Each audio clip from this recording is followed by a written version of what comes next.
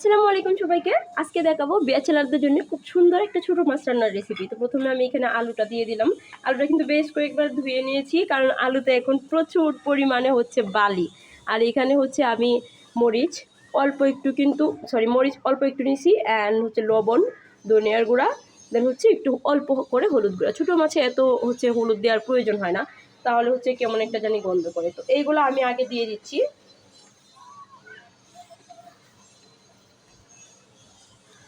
দেন হচ্ছে আমি এখান থেকে হচ্ছে একটু পেঁয়াজ বাটার, কাঁচামরিচ বাটা দিয়ে দিব হচ্ছে একটু পেঁয়াজ কুচি। এইটা শুধু কাঁচামরিচেই বাটা, এখানে কিন্তু কোনো পেঁয়াজ নাই। এখান থেকে অল্প একটু দিলাম।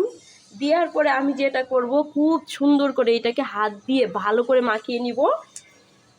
ছোটো মাছটা আগে দিয়ে দিলে পরে কিন্তু তরকারিটা মাখানো যায় না মাছের কাটার জন্যে। তো এইভাবে হচ্ছে মাখিয়ে নিলে তরকারিটা কিন্তু অনেক বেশি স্বাদ হয়।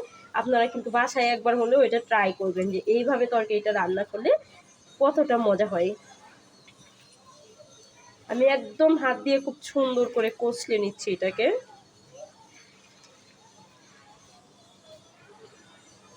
এটা হচ্ছে এমন হয়েছে, এটা এমন দেখাচ্ছে যেন এখনই খাওয়া যাবে, এই অবস্থায় চলে আসছে।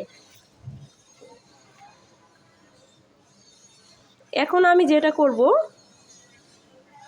এইখানে হচ্ছে ওই যে পাটা ধোয়া যে পানিটা রাখছিলাম সেটা দিয়ে দিলাম।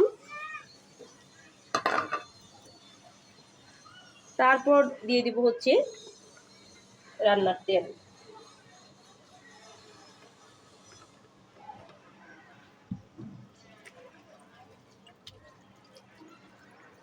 আর এখন দিয়ে দিব হচ্ছে ছোটো মাছটা। এভাবে একবার হলেও ছোটো মাছের তরকারিটা রান্না করে খেয়ে দেখবেন, এটা কিন্তু আসলেই অনেক বেশি মজা হয়।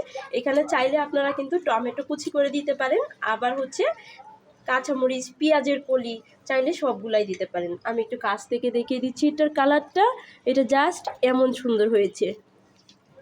এখন আমি অল্প একটু পানি দিয়ে এটা চুলায় বসিয়ে দিব। তারপর হচ্ছে তরকারি ফাইনাল লুকটা আপনাদের সাথে শেয়ার করব। তরকারি কিন্তু বলক চলে আসছে, আর অল্প একটু সময় হচ্ছে রান্না করে এটা নামিয়ে নিব আমি। এই যে আমার তরকারি কিন্তু হয়ে গেছে, এখন জাস্ট আমি এটা নামিয়ে নিব। এর মধ্যে আর কোনো কিছুই করতে হবে না।